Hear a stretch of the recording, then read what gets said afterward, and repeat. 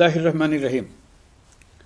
প্রিয় দেশবাসী, শিশু, কিশোর কিশোরী, তরুণ তরুণী, ছাত্রছাত্রী, বয়স্ক, বৃদ্ধ, নারী পুরুষ সবাইকে জানাই আমার সালাম। আসসালামু আলাইকুম। আজ 25শে মার্চ, মানব সভ্যতার ইতিহাসে কলঙ্কিত এক হত্যাযজ্ঞের দিন।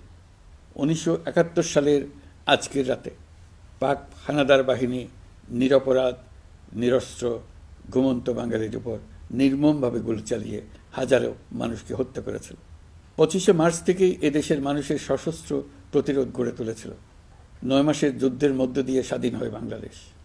মহান স্বাধীনতা দিবসের প্রাক্কালে আমি গভীর শ্রদ্ধার সঙ্গে স্মরণ করছি মহান মুক্তিযুদ্ধের বীর শহীদদের, যাদের প্রাণের বিনিময়ে আমরা স্বাধীন সার্বভৌম বাংলাদেশ পেয়েছি। 9 মাসের রক্তক্ষয়ী যুদ্ধে লক্ষ লক্ষ শহীদ ও 2 লাখ নির্যাতিত নারীর আত্মত্যাগ পৃথিবীর মানচিত্রে বাংলাদেশ নামে একটি স্বাধীন ভূখণ্ডের জন্ম দিয়েছিল।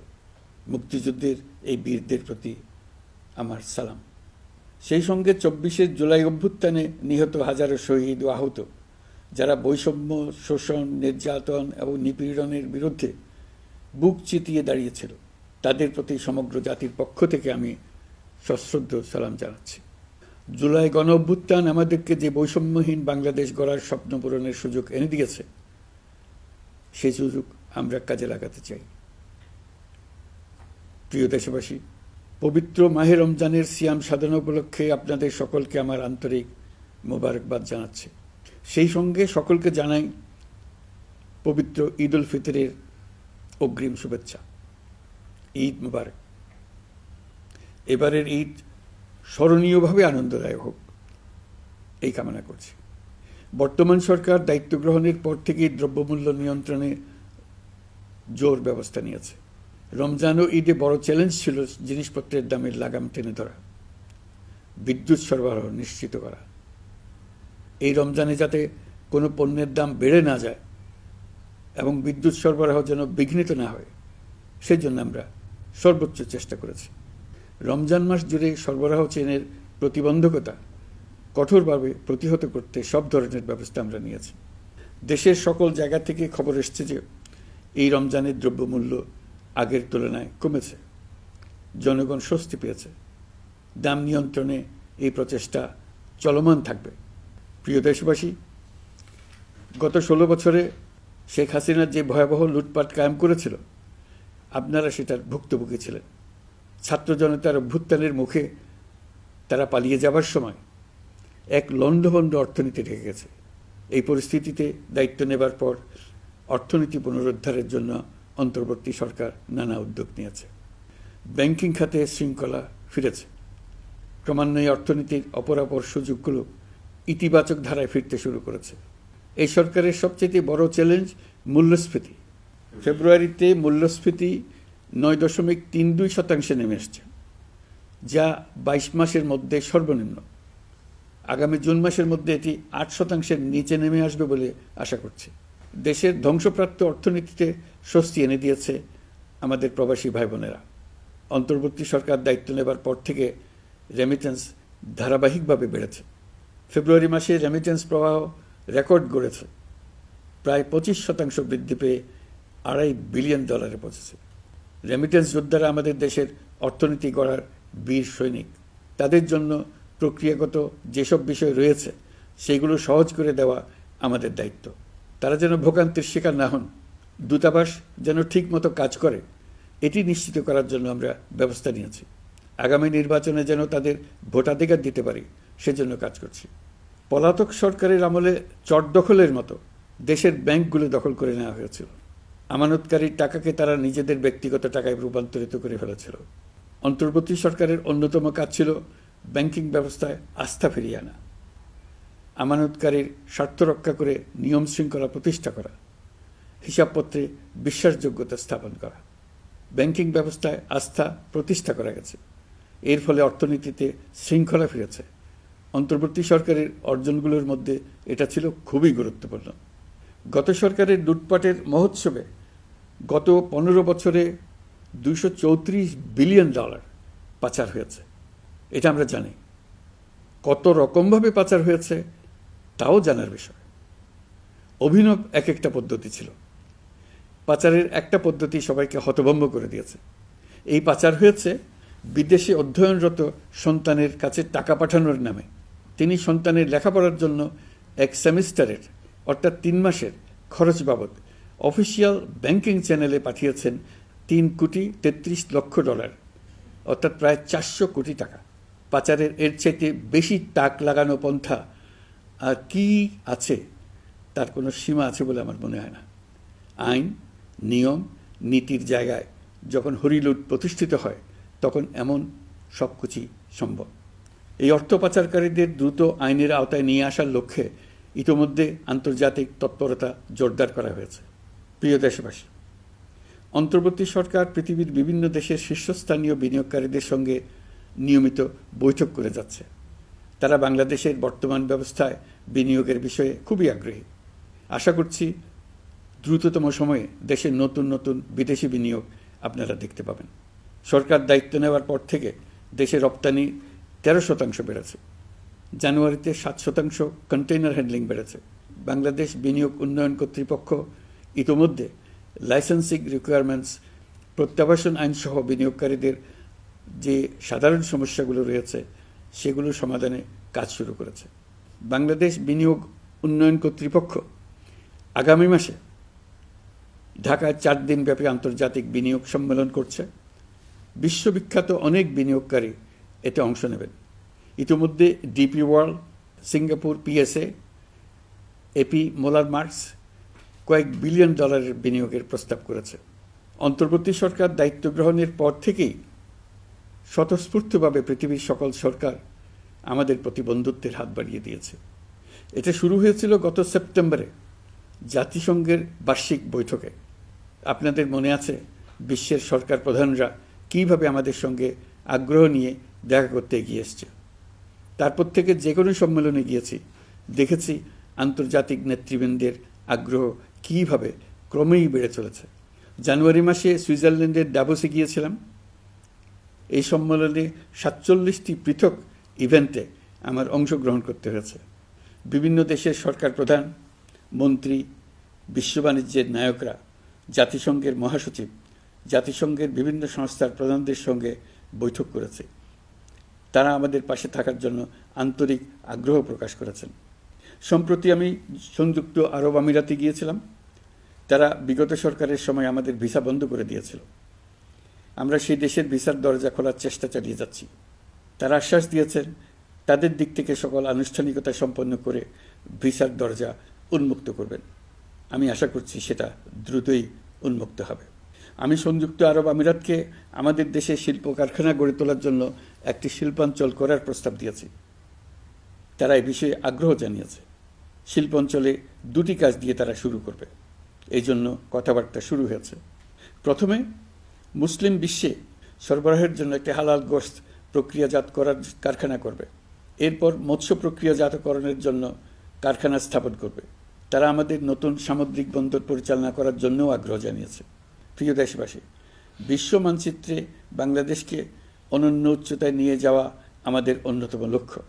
এই লক্ষ্যে আমরা আসিয়ানের সদস্য হিসেবে যোগদান করার বিষয়ে আগ্রহের কথা জানিয়েছি।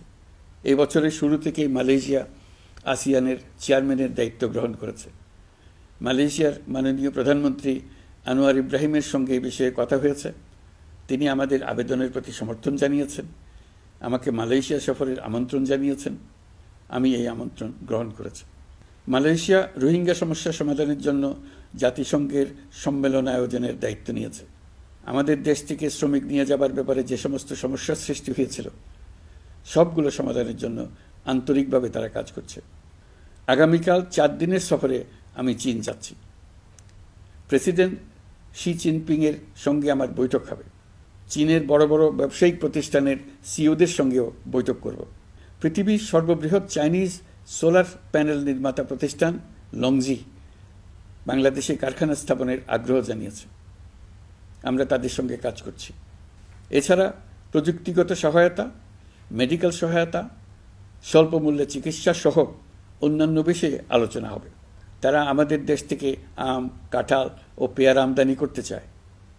এটা খুব দ্রুতই শুরু হবে। এই সফরের মধ্য দিয়ে আমাদের দু দেশের সম্পর্ক ঘনিষ্ঠতর হবে। আমি বরাবরই বলে এসেছি, আমরা মহা সৌভাগ্যবান এক জাতি। পৃথিবীর মানচিত্রে আমাদের অবস্থানের কারণে বাংলাদেশ, ভারত, নেপাল ও ভুটান, দক্ষিণ এশিয়ার এই 4টি দেশ মিলে একটি যৌথ অর্থনীতি গড়ে তুলতে পারলে 4 দেশই লাভবান হবে। নেপাল ও ভুটান আমাদের জলবিদ্যুৎ দিতে অত্যন্ত আগ্রহী, আমরাও নিতে আগ্রহী। বাংলাদেশের শিল্পাঞ্চল গড়ে তুলতে এর কোনো বিকল্প নেই। আমাদের রয়েছে এক বিস্তীর্ণ মহাসাগর। ভৌগোলিক অবস্থানগত কারণে আমাদের সামনে বিরাট অর্থনৈতিক সুযোগ এনে দিয়েছে। কুমিরা থেকে টেকনাফ পর্যন্ত দীর্ঘ উপকূলভূমি।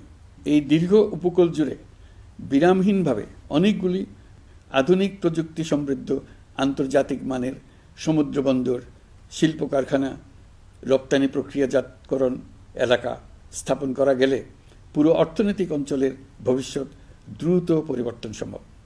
নেপাল থেকে জলবিদ্যুৎ আনতে পারলে জীবাশ্ম জ্বালানির উপর আমাদের নির্ভরশীলতা কমবে। বর্তমানে বিশ্ববাসী পরিবেশ রক্ষায় সচেতন, তারা এটাকেই সর্বোচ্চ অগ্রাধিকার দিচ্ছে।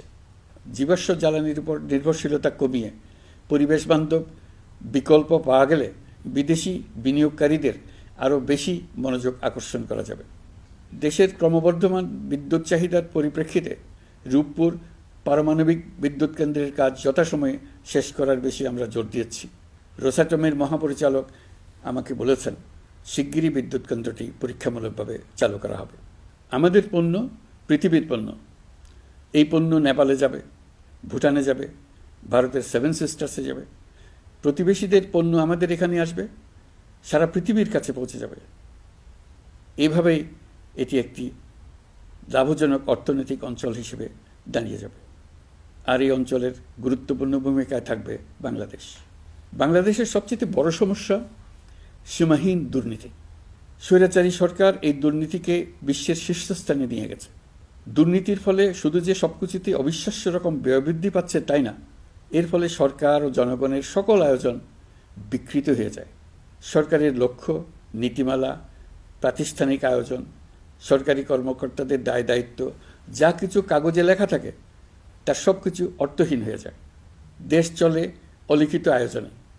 সরকারকে চলতে হয়, ব্যবসায়ীকে চলতে হয়, শিল্পপতিকে চলতে হয়, বিনিয়োগকারীকে চলতে হয়, দেশের সকল নাগরিককে এই অলিখিত নিয়মে চলতে হয়। নাগরিককে এই অদৃশ্য জগতের সঙ্গে মোকাবেলা করে টিকে থাকার বিদ্যায় পারদর্শী হতে সাধনা করতে হয়। দৈনন্দিন জীবনে টিকে থাকা এবং সাফল্য অর্জনের জন্য একটা নতুন ভাষা আয়ত্ত করতে হয়। চারদিকে কী শব্দ বলা হচ্ছে, কাগজে কি লেখা হচ্ছে তা মনে মনে দ্রুত অনুবাদ করে তার মর্মার্থ বুঝে নিতে হয়। তা না হলে দৈনন্দিন সিদ্ধান্ত নেওয়া যায় না। সবচেয়ে বড় মুশকিল হলো এর কোনো অভিধান নেই। কারণ ব্যক্তি বিশেষে, স্থান বিশেষে, পরিস্থিতি বিশেষে এর অর্থ ক্রমাগতভাবে পাল্টে যায়। পুরো বিশ্ব বুঝে গেছে আমরা জাতি হিসেবে সততার পরিচয় বহন করি না। এটা শুধু জাতীয় কলঙ্কের বিষয় নয়, আন্তর্জাতিক বাণিজ্যে এটা আত্মঘাতী বিষয়। দেশবাসীর মতো আন্তর্জাতিক সম্প্রদায়ও চায় আমরা দুর্নীতিমুক্ত হই, কারণ তারা আমাদের সঙ্গে ব্যবসা বাণিজ্য সম্প্রসারণ করতে চায়। দুর্নীতিমুক্ত হতে না পারলে ব্যবসা বাণিজ্য কিছুই চলবে না। দুর্নীতি থেকে মুক্ত হওয়া ছাড়া বাংলাদেশের কোনো গতি নেই। অন্তর্বর্তী সরকার সকল কাজ দুর্নীতিমুক্ত করতে সর্বোচ্চ অগ্রাধিকার দিয়ে যাচ্ছে। এই সরকারের মেয়াদকে দুর্নীতিমুক্ত রাখার চেষ্টার পাশাপাশি আগামী দিনেও দেশের নাগরিককে যেন সরকারের পৃষ্ঠপোষকতা দুষ্পুষ্ট দুর্নীতি থেকে মুক্ত রাখতে পারে সেই ব্যবস্থা নিশ্চিত করতে আমরা প্রতিশ্রুতিবদ্ধ। দুর্নীতি ও হয়রানি রোধে আমরা একটা বিষয়ের উপর গুরুত্ব দিচ্ছি। সরকারের সঙ্গে দৈনন্দিন, মাসিক বা বার্ষিক রুটিন কাজের জন্য যেন কোনো নাগরিককে সশরীরে কোনো সরকারি অফিসে উপস্থিত হতে না হয়। দুর্নীতি প্রতিরোধের অংশ হিসেবে সরকারি সব অফিসে ফাইলিং চালুর সিদ্ধান্ত নেওয়া হয়েছে। ফাইলিং ব্যবস্থা চালু হলে দুর্নীতি কমে আসবে। এতে করে কোন অফিসের কোন ডেস্কে কোন ফাইল আটকে আছে তা সহজেই জানা যাবে। সরকারি যতগুলো কার্যক্রমে অনলাইন সেবা চালু সম্ভব সবখানেই এই সেবা চালুর বিষয়ে সরকার কাজ করছে। সরকারি বিভিন্ন সেবা পেতে অসহায় নাগরিকের টুটি চেপে ধরে অবিশ্বাস্য পরিমাণ টাকা দিতে বাধ্য করা হয়।